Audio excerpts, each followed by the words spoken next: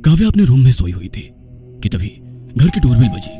उसे लगा कि घर मालिक जादव काका घर का दरवाजा खोल लेंगे, इसलिए वो सोई रही। लेकिन जब बेल बार बार बजने लगी तब उसे समझ आया कि आज तो घर मालिक जादव और उनका बेटा टॉम घर पर नहीं है, इसलिए दरवाजा उसे ही खोलना पड़ेगा। काव्या 2 हफ्ते पहले ही भाग्य विधाता मेंशन यानी वामन जादव के घर पेइंग गेस्ट बनकर रहने आई थी। घर में केवल 3 ही सदस्य थे, वामन जादव, उनका बेटा टॉम और काव्या। वामन जादव 65 साल के बुजुर्ग थे और उनका बेटा टॉम 30 साल का था, लेकिन पागल था। 30 साल का होने के बाद भी वो छोटे बच्चों की तरह बर्ताव करता था। उसे ज्यादातर अपने कमरे में ही रहना पसंद था। जब टॉम 13 साल का था तब उसकी माँ के किचन में जलकर मौत हो चुकी थी, इसलिए घर के काम करने के लिए उन्होंने शांता नाम की नौकरानी रखी हुई थी। खैर, काव्या ने जाकर दरवाजा खोला, लेकिन बाहर कोई भी नहीं था। तभी उसकी नजर जमीन पर पड़े गिफ्ट पेपर पर रैप की गई चीज पर गई। उसने वो चीज उठाई तो उस पर लिखा हुआ था टू काव्या विथ लव। वो उस गिफ्ट को उठाकर घर के अंदर आई और सोफे पर बैठकर उसने वो गिफ्ट खोला। वो एक पेंटिंग थी जिसे देखकर काव्या डर के मारे कांप उठी, क्योंकि उसमें उसी की पेंटिंग थी।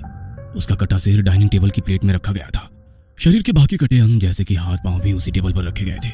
और हैरानी की बात तो ये थी कि वो डाइनिंग टेबल उन्हीं के घर का था। उसने डर के मारे वो पेंटिंग नीचे फेंकी और अपने कमरे में भागी। उसने दरवाजा बंद कर दिया और कांपते हुए ब्लैंकेट ओढ़कर सो गई।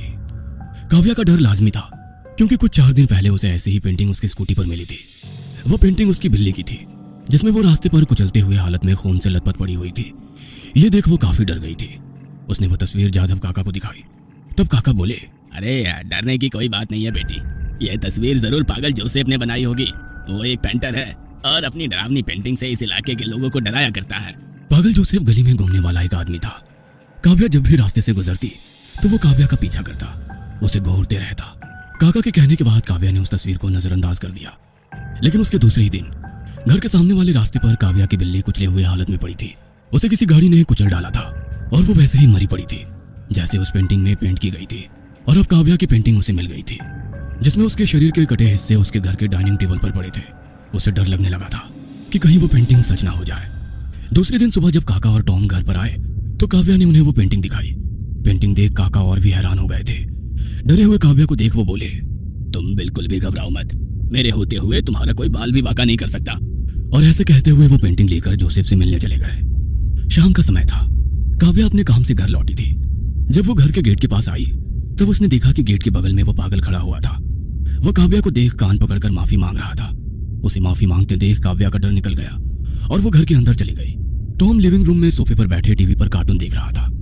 काव्या को देख वो शर्माया और अपने कमरे में चला गया कि तभी डोरबेल बजी। शांता ने दरवाजा खोला तो फर्श पर और एक गिफ्ट पेपर में रैप की गई पेंटिंग उसे दिखाई दी। उसने गेट की तरफ देखा तो वहां पर पागल जोसेफ उसे दांत दिखाकर मुस्कुरा रहा था। शांता ने पेंटिंग अंदर ली और दरवाजा बंद कर दिया। काव्या डर गई, क्योंकि ना जाने उस पेंटिंग में क्या निकलने वाला था। शांता ने गिफ्ट पेपर हटाया और जब पेंटिंग देखी तो हंस पड़ी। उसने वो पेंटिंग काव्या को दिखाई। पेंटिंग में काव्या खुशी से टॉम के गले लगी हुई थी, बिल्कुल उसके गर्लफ्रेंड की तरह। ये देख वो भी हंस पड़ी। ये देखो, ये पागल जोसेफ तो सच में गधा है। भला तुम उस पागल टॉम से क्यों चिपकने लगी? जाने दो ना शांता काकू, आप भी ना। काव्या हंसते हुए बोली। खैर, काव्या ने कल रात मिली पेंटिंग का डर अपने दिल से निकाल डाला था। शाम के कुछ 8 बज रहे थे। शांता किचन में खाना पका रही थी कि तभी काव्या वहां पर आ गई। काकू, कितनी देर लगेगी? भूख से मेरे पेट में चूहे दौड़ रहे हैं। अरे बस 5 मिनट, जैसे ही चावल पक जाएंगे मैं तुम्हें खाने के लिए बुला लूंगी, शांता ने कहा। और काव्या अपने कमरे में चली गई। आधा घंटा बीत चुका था, लेकिन अभी भी शांता ने उसे खाना खाने के लिए नहीं बुलाया था। इसलिए काव्या किचन में चली गई तो उसने देखा कि गैस पर चावल जल चुके थे। उसने जल्दी से गैस बंद कर दिया। उसने शांता काकू को आवाज लगाई, लेकिन उन्होंने कोई भी जवाब नहीं दिया। उसने उस हुक की तरफ देखा जिस पर शांता अपनी थैली लटकाया करती थी, तो वहां पर थैली नहीं थी। इसका मतलब वो अपने घर चली गई थी, लेकिन जाते वक्त चावल गैस से उतारना भूल गई। खैर, उसने दाल रोटी खा ली और कमरे में चली गई। रात के लगभग 2 बज रहे थे। काव्या लैपटॉप पर अपना काम कर रही थी कि तभी डोरबेल बजी। उसने सोचा कि जादव काका देख लेंगे, लेकिन बेल बार बार बजने लगी। तब उसे लगा कि शायद बूढ़ा सो गया होगा, इसलिए वो दरवाजा खोलने चली गई। और जब उसने दरवाजा खोला तो वहां पर एक और पेंटिंग जमीन पर पड़ी हुई थी। उसने आजू बाजू देखा तो उसे कोई भी नजर नहीं आया।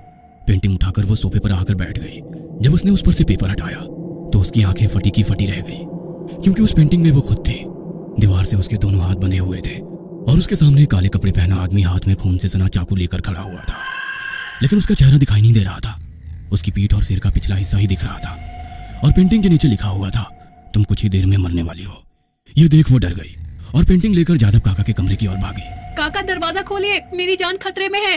वो घबराते हुए दरवाजा खटखटाते हुए बोली कि तभी उसे कमरे से आती जादव काका की दर्दनाक चीख सुनाई दी। उनकी खौफनाक चीख सुनकर काव्या डर गई और उल्टे पैर चलने लगी। शायद पेंटिंग में जो खूनी था वो घर में घुस आया था और उसने जादव काका की जान ली थी कि तभी उस कमरे का दरवाजा खुल गया और कमरे में काव्या को वही खूनी दिखाई पड़ा जो पेंटिंग में था, लेकिन उसने अपने चेहरे पर मास्क लगाया था और उसकी सिर्फ आंखें ही दिख रही थी। कटने के लिए तैयार हो जाओ मेरी मुर्गी, ऐसा कहते हुए वह खूनी काव्या की तरफ बढ़ा। काव्या वहां से दूसरे माले पर जाने लगी, सीढ़ियों की तरफ भागी, लेकिन वो जब सीढ़ियां चढ़ रही थी तभी उस खूनी ने उसका एक पैर पकड़ लिया और उसे खींचा। काव्या मुंह के बल सीढ़ियों पर गिर गई। वो चीखी। खूनी उसका पैर खींचते हुए घसीटकर उसे सीढ़ियों से नीचे ले आया। वह खूनी डरावनी आवाज में हंसा और उसने चाकू दोनों हाथों से पकड़ा और वो उसे बस काव्या के पेट में घोंपने ही वाला था कि तभी काव्या ने उसकी प्यूबिक जगह पर जोर से लात मारी और खूनी के हाथ से चाकू नीचे गिर गया। वो फर्श पर लेटकर दर्द के मारे कराने लगा। काव्या ने जैसे तैसे खुद को संभाला। उसके चेहरे से खून निकल रहा था। वो घर के दरवाजे की तरफ भागने ही वाली थी कि तभी उसे जादव काका की दर्द भरी आवाज सुनाई दी। काव्या बेटा, मुझे बचाओ। काव्या ने आवाज की तरफ देखा तो जादव काका कमरे से बाहर आए थे। उनके पेट से खून निकल रहा था। काव्या उनके पास चली गई कि तभी उसे पीछे से खूनी की आवाज सुनाई दी। मैं तुम्हें काट डालूंगा। खूनी अपनी जगह से उठते हुए बोला। वो अपने बाएं हाथ से पेट पकड़कर लड़खड़ाते हुए कदम से चल रहा था कि तभी काव्या की पीठ में किसी ने चाकू घोंप दिया। काव्या चीखी। उसने मुड़कर देखा तो जादव काका ने ही उसके पीठ में चाकू घोंप दिया था। उसे कुछ भी समझ नहीं आ रहा था कि उन्होंने ऐसा क्यों किया, लेकिन उसे उसका गुस्सा आया था। उसने गुस्से में उसको जोर से धक्का मारा और वो सिर के बल टेबल के कोने में जा गिरे और नीचे गिर गए। काव्या ने पीछे देखा तो खूनी लड़खड़ाते हुए कदमों से उसकी ओर ही बढ़ रहा था। वो अपने दर्द से अभी भी उबरा नहीं था। कौन हो तुम और मुझे क्यों मारना चाहते हो? काव्या ने उस खूनी से पूछा। तब उस खूनी ने अपने चेहरे से मास्क हटाया और उसका चेहरा देखकर काव्या दंग रह गई। उसका मुंह खुला का खुला रह गया क्योंकि वो जादव काका का पागल बेटा टॉम था। जादव काका और टॉम क्यों मारना चाहते हैं काव्या को? उसने ऐसी क्या गलती की है